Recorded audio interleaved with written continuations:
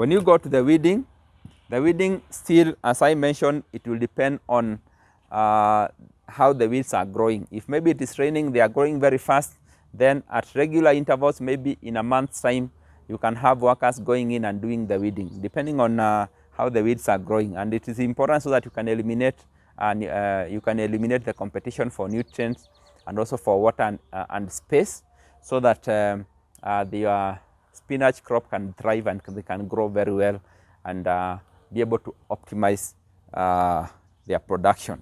The watering, needless to say, should be done on twice a week so that the spinach can get enough water to grow. And also, if it is raining, then if the water is sufficient, then there is no need of irrigation. Should be done twice a week so that enough water is going to the plant so that optimum production and optimum growth of the spinach crop can be able to happen. And of course, once we have this stage, you are now harvesting. It is very important to look at another stage that we are calling the harvesting technique. And here, when we are talking about the harvesting, we are mainly looking at the interval, maybe the storage, and also we are looking at the workforce that are doing the harvesting. And of course, we have the harvesting itself, how it is done. And maybe starting with the interval of the harvesting, this should be done after 10 days. Because after 10 days, once you harvest, once the 10 days, the next 10 days, you are going to have that the outer cover or the outer leaves of the spinach are going to be hard enough for another harvest.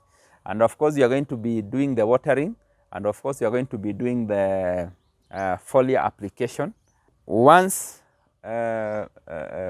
all those aspects are taken into consideration, watering is done, disease and pest control is done, nutrition is done, then the interval of 10 days, you are going to find you are going to be going to the market every 10 days.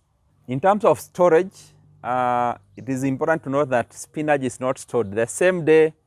When harvesting is done, the same day you go to the market. If not the same day, you go to the market. Of course, we go to the market the following day.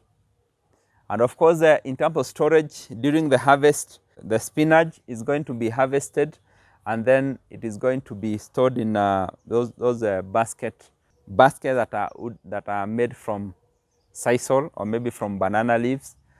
And then once they are removed from the farm, then this spinach is usually taken into the store. And of course, the store should be dry, or should be a store that is has good air circulation, and also should be a store that that is not very hot. Once storage is done in such a manner, then the following day, on the same day, the spinach can be taken to the market. And another storage aspect that we can store, we also have the gunny bags, and we can have still the gunny bags that are made from sisal, where the spinach can be stored very well prior to be maybe loaded into a vehicle being taken to the market. And here in the harvesting, we are going to look at, of course, the aspect of the workers. Of course, the workers that are harvesting should be workers that are experienced in this aspect of harvesting, because harvesting is usually a technique that is usually done, because when you are harvesting, we have, depending on maybe how big the spinach crop is, we can, because spinach is usually harvested in bunches. So you're going to find that maybe one bunch of spinach may have maybe 10 leaves, it may have 15 leaves, it may have 5 leaves, depending on maybe how big the leaves are. And we're going to find that also it also depends on maybe the prevailing price in the market. But basically, 10 leaves that are medium-sized are usually sufficient for one bunch. So we have these workers that I'm going to to pluck those bunches, and then they are going to eliminate maybe the leaves that are diseased using the leaf spot, or maybe the pests are going to be removed. As they harvest, they are going to remove them, and then the good leaves they are going to harvest in bunch of 10, then they tie using banana leaves. They are going to use strings that are made from banana leaves. They tie those strings very well, and then they tie those bunches. Those bunches are now going to be transported using a basket, and then taken to the store where all the bunches are going to be stored.